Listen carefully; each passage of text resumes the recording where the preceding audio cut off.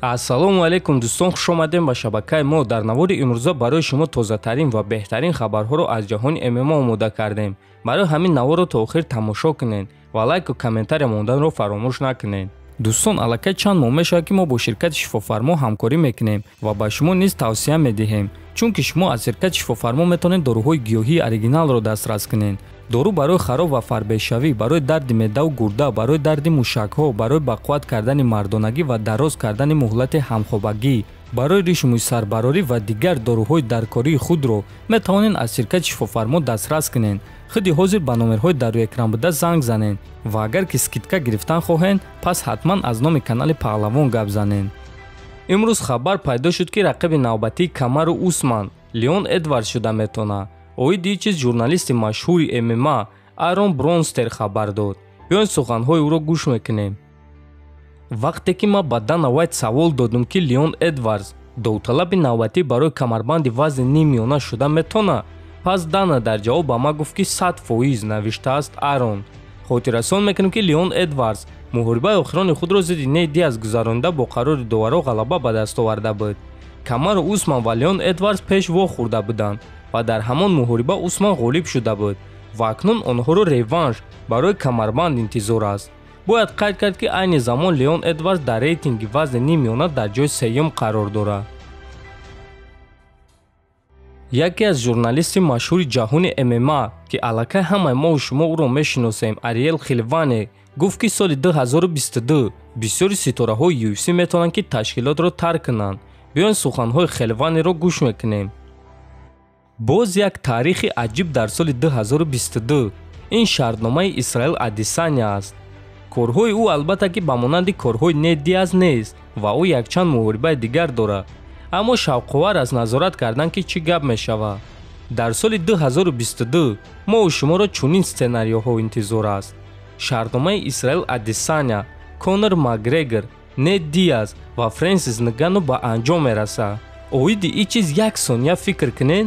ин ҷанговарони машҳур соли 2022 UFC-ро тарк карда метавонанд.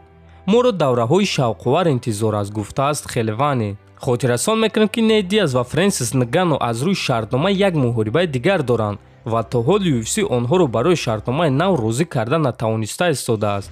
худи Фрэнсис Нгану ва Нейт Диаз ба бокс рафтан мехоҳанд, чунки дар он ҷо ба онҳо чанд маротиба маблағи зиёдтар медиҳанд. дӯстон, шахсан ман фикр мекунам ки UFC-ро дар соли 2022 тағйиротҳои нав интизор аст ва одамон оиди ситораҳои нав ба монанди Ҳамза Чимаев, Шон Омели, Педи Пимблен, Ислам Махачев, Чарлз Оливера ва дигарон гап мезананд. аз ситораҳои пешина боша оҳиста оҳиста аз бозӣ мераванд. президенти UFC Дана Вайт гуфт ки барои чӣ онҳо муҳорибаи унвониро дар вазни ним сабук маҳз ба корейски зомби доданд. биёед суханҳои Вайтро гӯш мекунем. мо бояд ки ин корро мекардем. дар мо проблема пайдо шуд ва мо бояд ки ин проблемаро ҳал мекардем. ман мехостам ки муҳорибаи Чикадзеро зидди Катар интизор шавам ва бинам ки ин муҳориба чӣ гуна мегзарад. аммо савол, оё Гига ғолиб шуда метавонад ё не? оё ӯ аз ин муҳориба беосеб баромада метавонад ё не? оё саломатии ӯ хуб монда метавонад ё не? оё ӯ зуд ба қафас баргашта метавонад ё не?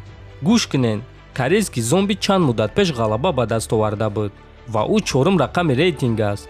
ӯ ин муҳорибаро сазовор аст. агар ки Гига ғолиб шава, пас ӯ имконияти худро мегирад. аммо ҳозир фикр мекунем ки корейский зомби интихоби хуб аст, гуфтааст Вайт. хотиррасон мекунем ки муҳорибаи унвонӣ дар вазни ним сабук байни чемпион Александр Волкановский ва довталаб корейский зомби рӯзи 9 апрел дар турнири UFC 273 баргузор мегардад. чанд рӯз пеш варзигари бебохти тоҷик Нурулло Алиев интервю дод ва дар ҳамон интервю ӯ гуфт ки барои чӣ дар ташкилоти Dana White Contender Series баромад накард. аз рӯи суханҳои Нурулло ба ӯ муҳориба дар Contender Series ҳақиқатан пешниҳод карданд, аммо ба ӯ 20 рӯз муҳлат доданд. яъне дар муддати 20 рӯз Нурулло бояд ки ба Амрико сафар карда, вазни даркориро карда ва баъд ба муҳориба барояд. аммо Нурулло ин пешниҳоди онҳоро рад кард, чунки дар 20 рӯз ба Амрико рафтан, вазн кам кардан ва боз ба ҷанг баромадан ин қариб ки ғайриимкон аст. ва акнун Нурулло ният дорад ки як муҳориба дар ташкилоти IMC Fight Night гузаронад ва баъд пешниҳодҳоро нигоҳ карда қарор мебарорад ки дар куҷо карьераи худро идома хоҳад дод. дӯстон, ман фикр мекунам ки Нурулло Алиев кори дуруст кард. ӯ ҳоло ҷавон аст ва шитобидан дар кор нест. ҳамааш дар пеш аст. кай ки худованд хоста боша ҳамон вақт ӯ ба UFC меравад. асос сабр кардан ва ба муҳорибаҳо бо омодагии хуб баромадан аст. дар ҳамин ҷо дӯстон навор ба поён мерасад.